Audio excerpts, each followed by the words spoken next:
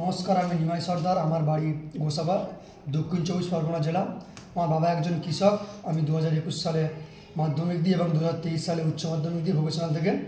এবং আমি উচ্চ মাধ্যমিক দেওয়ার পর অনেকের কাছে অনেক সাজেশান পাই হায়ার এডুকেশনের জন্য, কিন্তু আমার ইচ্ছে ছিল পলিটেকনিকের, তাই আমি ভোকেশনাল দিই এবং ভুগলেট দিই এবং সরকারি কলেজেও চান্স পাই। কিন্তু অনেকের মুখে শুনি যে সরকারি কলেজে চাকরি পাওয়া খুব কঠিন, তাই আমার ইচ্ছা হয় প্রাইভেট কলেজে পড়ার জন্য।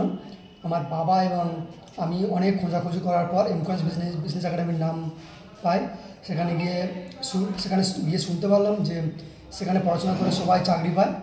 তাই সেখানে আমি ডিপ্লোমা ইন মেকানিক্যাল ইঞ্জিনিয়ারিংয়ে ভর্তি হই এবং আমি এখানে অনেক ভালোভাবে পড়াশোনা করি এবং চাকরি সংক্রান্ত পড়াশোনা এবং হাতে হাতে প্র্যাকটিক্যাল এবং শিক্ষকদের সহযোগিতায় আমি এমআরএফ কোম্পানি 16,500 টাকায় চাকরি পাই।